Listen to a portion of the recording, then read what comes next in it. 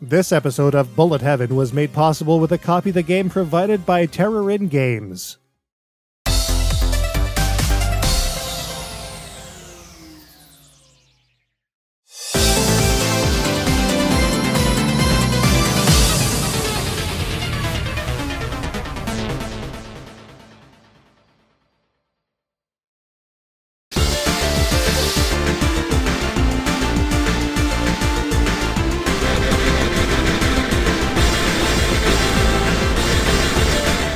We love us a good caravan shooter here on Bullet Heaven, and this time we're diving headlong into one of the best ones to see released this decade. Shh, forget that there's only been a year to it so far, that doesn't matter. Raging Blasters is a vertical scrolling caravan shooting game and the latest game from up-and-coming Dojin creator Terrorin Games. Following up Terrorin's previous titles Image Striker, Gemini Arms, and Missile Dancer, how does Raging Blasters shake up the caravan shooting formula? We'll take a closer look, but first, a bit of a history lesson.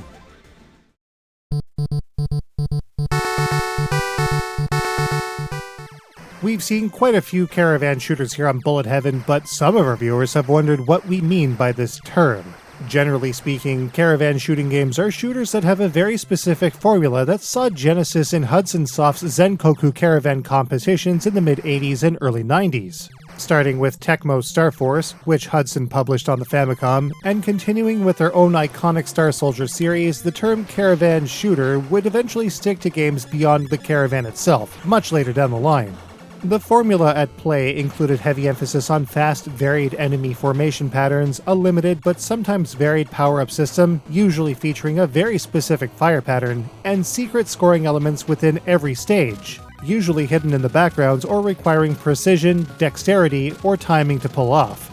They also typically include timed score attack modes, which formed the basis of the original Zenkoku caravan competition. This has led to many other shooters, particularly those from Hamster's arcade archives, adopting the term for their own decidedly non-caravan titles. In the case of Raging Blasters, all of these boxes have been checked, though there are some interesting twists here, starting with the player's control.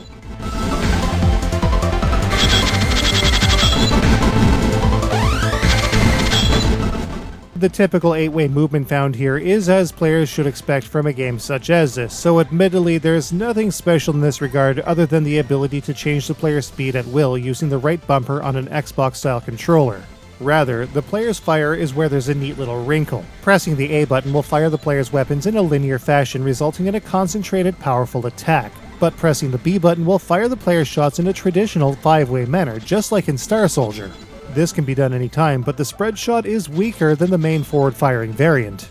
But there's more. Players will frequently find weapon pickups that specific enemies will drop when destroyed. These weapons vary greatly in their function and power and do a great job of complementing a wide range of playstyles depending on the player. Whether it's the wide shot, homing missiles, rolling ring shield, or the bullet-canceling fire shots, there's something here for everyone. Unlike the Soldier series though, collecting multiple weapon pickups of the same type does not increase their damage or effects. Raging Blasters has less in common with Hudson's earlier caravan titles and more with later ones in terms of structure. Arcade mode has a defined stage set. Players will play the main game over the course of 8 stages, each featuring a mid-end stage and boss. Stage 7 and 8 are the exceptions, however, as Stage 7 is a boss rush and Stage 8 is all final boss. Each of these bosses have weak points that can be exploited by the player in fairly clever ways, though generally speaking they are able to be dispatched in a rather straightforward manner. 8 stages sounds daunting, but even less skilled players stand a chance of clearing the game with a 1-credit clear. Seasoned players have been known to clear the game on a single credit blind, having never played the game before. For these intermediate and advanced players, Raging Blasters hard and expert difficulty modes are where they are going to want to start, while novices can tackle normal. This makes Raging Blasters a very approachable game regardless of skill level, with an appropriate challenge suitable for a very wide range of player skill. This is something rather rare in shooting games, and we appreciate it.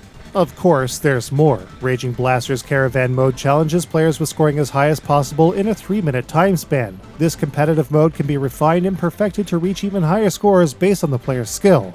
Both Arcade and Caravan can be played in different ways as well. 2-player co-op is available for players to take the game on with a friend, but there are a couple of catches. Firstly, both players share the same life stock. When the final life is expended, the game will be left to the last player standing, but obtaining an extend will automatically revive the fallen player as it is collected. This makes for a challenging balance that can still be overcome from beginning to end even if a pure novice is paired with a more skilled partner. Finally, a dual option also exists, which behaves exactly like co-op but with one player controlling both ships by way of a dual-stick controller. The button inputs will need to be reconfigured to be able to shoot and move at the same time, however. It's a bit too brain-bruising for us, but it's a cool mode to have for those with the coordination for it. All in all, Raging Blasters is a fun, approachable caravan shooter that does some pretty great things with its core gameplay for one player or two. Or, two players controlled by just one person, you get it. It isn't weighed down with a billion different functions, and it can be challenging enough for veteran players to have a great time with it as well. And as we'll see, even the scoring is easy to grasp and fun to play for.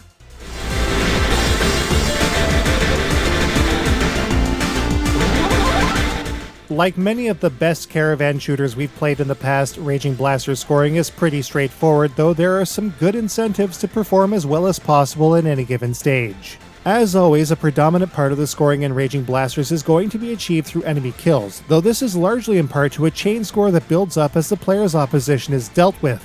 This chain is indicated at the top right-hand corner of the screen, and will last as long as the blue gauge underneath it isn't empty.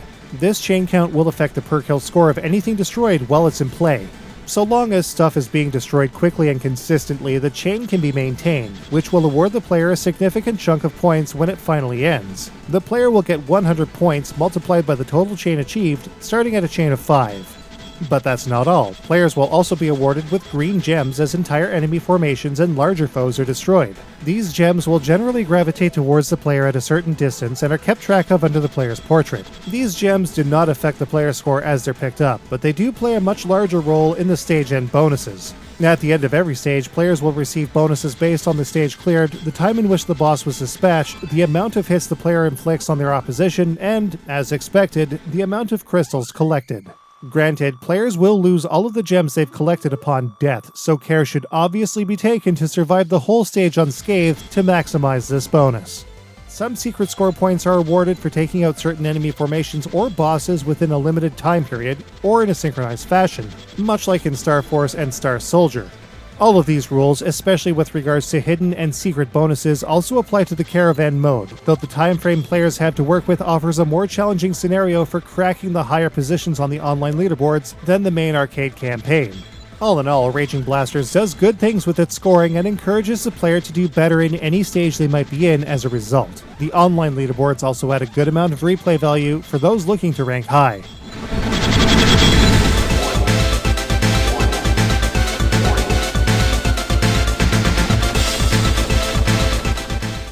As a game with a very small development team, just 3 in fact, Raging Blasters does very good stuff with regards to its presentation. Of Terrorin's 4 recent shooting games, this one definitely sports the highest quality of them overall.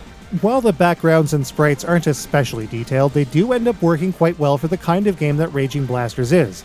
A lot of Caravan shooting games often have simple enemies and more memorable bosses, and Raging Blasters fits the bill, though most of the bosses are comprised of elements that are typically blocky, chunky, or both. The special weapons also don't exhibit especially detailed sprite work, but again, it's not a huge issue given how well the game actually plays. Save for the character portraits and CG images, in general, Raging Blasters doesn't yield much in the way of intricate pixel art. But again, it works, and it's miles better than mostly white silhouettes a la Missile Dancer, which also, as it turns out, has a Caravan mode. Raging Blasters makes up for its simple visuals with an excellent soundtrack though, and stage after stage provides players with a great assortment of fitting tracks. Likewise, all of the sound effects within Raging Blasters are nice and punchy with a good amount of variety, clear production, nothing irritating, and, best of all, none of those super overused typical effects we've heard in dozens on dozens of other doujins in the past.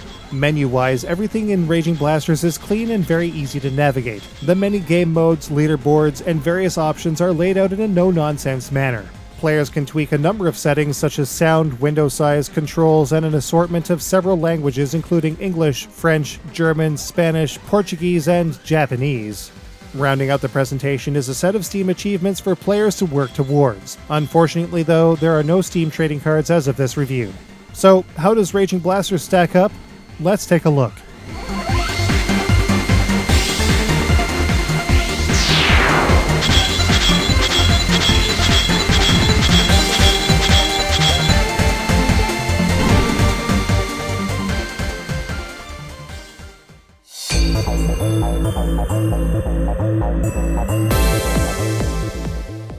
As far as the controls in Raging Blasters are concerned, players should have no difficulty at all getting around the screen with extremely sharp input and several speed options. Raging Blasters is a bit on the easy side on normal, but players looking for a decent challenge need only switch arcade mode over to hard or expert for a more fitting difficulty. At 8 stages, Raging Blasters might seem as if it could be a long-haul shooter, but each stage is a very manageable length. Score chasing on the online leaderboards and Steam achievements can extend the playtime. Generally speaking, the visuals in Raging Blasters is on the weak side. We do rather like the character design though, and what's here works well for the kind of game that Raging Blasters is. On the other hand though, the sound in Raging Blasters is top-notch. Great effects and an awesome soundtrack really set the stage, and greatly elevate a somewhat visually bland game in terms of presentation. At its core, Raging Blasters is a simple game, but there's enough here like the dual shot patterns, cool weapons, and scoring hooks that make Raging Blasters at least as fun to play as any Star Soldier game, and maybe a bit more. At about $15 Raging Blasters has a low cost but skirts right up next to moderate, yet it offers a great value with its many modes and online ranking.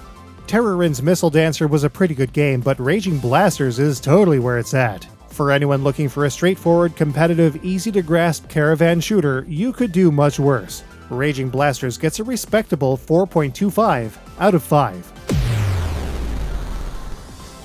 You can get a copy of Raging Blasters on Steam today for about $15.